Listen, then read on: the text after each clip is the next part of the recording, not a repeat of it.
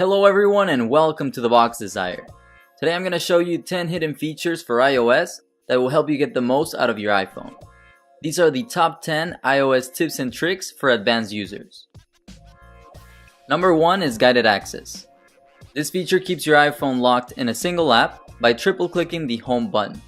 Once activated, it doesn't matter how many times you press the home button, you cannot access any other app unless you triple click and enter the set password.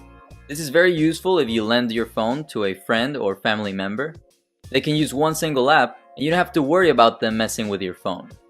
To enable it, go into Settings, then to General, Accessibility, and then scroll down until you see the guided access option. Turn it on and be sure to enter a password so that only you can turn it off. This will allow you to lock onto a single app, and now you don't have to worry when your little cousin or mom wants to borrow your phone. Number 2 is the use of Force Touch with the keyboard. If you've used an iPhone for a while, then you know how annoying it is to adjust the cursor. It's usually inaccurate because the letters are too small and you end up selecting something you don't want to. Well, now you can use Force Touch to move exactly where you want. Just press slightly harder on the keyboard and glide through a lot quicker. And this works with all the latest iPhones, so from the iPhone 6s and every model that has released after it.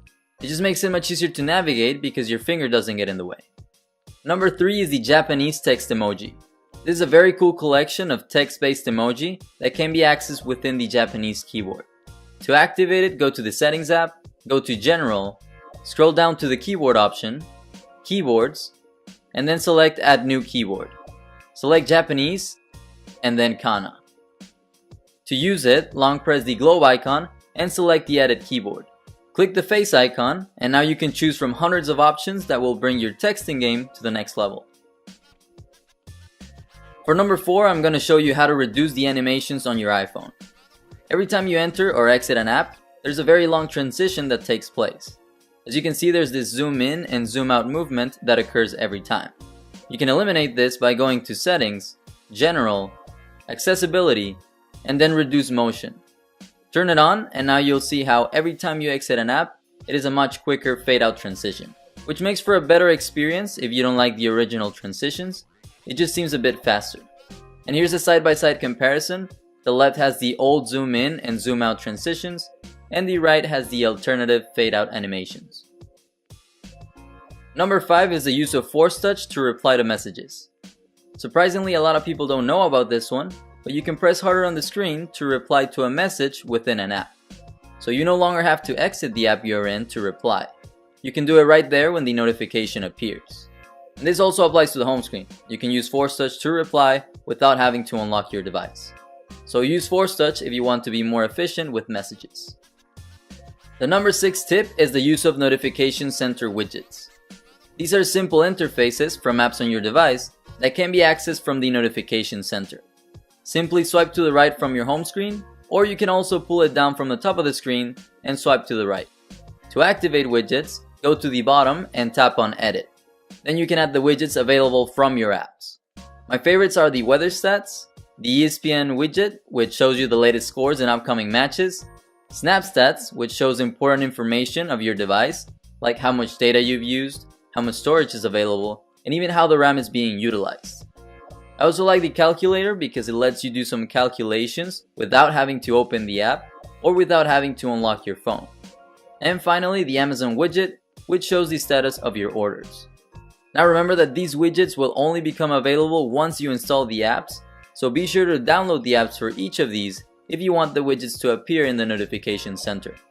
So Snapstats app for the phone statistic, widgets for the calculator, and so forth. The number 7 trick is to save your fingerprint twice to increase the success rate of Touch ID. So go to Touch ID and passcode and register the same finger 2 times, and this will improve the accuracy of every scan.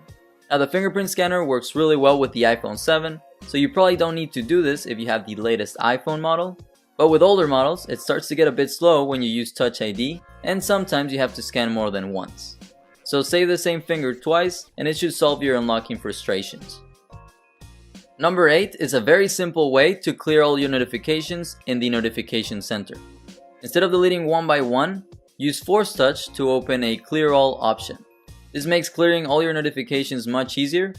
It will save you a lot of time when you want to have a clean notification center. Oh yeah, and this tip also works with Safari, but instead of force touch, just long press on the tabs icon, and this should open an option to close all tabs with one click. So very simple tricks, but they are very useful. Number 9 is prioritizing downloads. Sometimes you have to download or update a lot of apps, and you can't use any of them until they are fully loaded. But what if you want to use a specific app and your phone is updating the others first? Well, you can prioritize a download by using force touch on an app that is downloading or updating.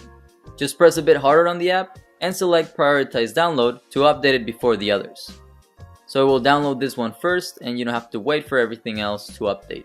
And this tip is also useful if you download an app by mistake. You can pause or cancel the download by using force touch. Finally, at number 10 is how to mark up a photo. So this is for those of you who like to edit their images. In the Photos app, hit the edit option, the 3-dot icon, and then the markup option. This will allow you to do all sorts of edits. You can draw, you can add text in different colors. You can also magnify a part of a photo by selecting the second option from left to right. This will appear a magnifying circle, and you can make it big or small and zoom in or zoom out. And this is great if you want to highlight a specific part of a photo, to point at someone in a big crowd, or to emphasize a specific area. So that's photo markup for number 10. And so that is it for my top 10 tips and tricks. If any of these was useful, or if you simply enjoyed the video, please be sure to like by hitting the thumbs up below. Also, please be sure to share this video with your friends and family so that they can learn to master their iPhone as well. Finally, be sure to hit the subscribe button down below and the little bell button if you'd like to receive notifications when I upload new videos like these. Thanks for watching.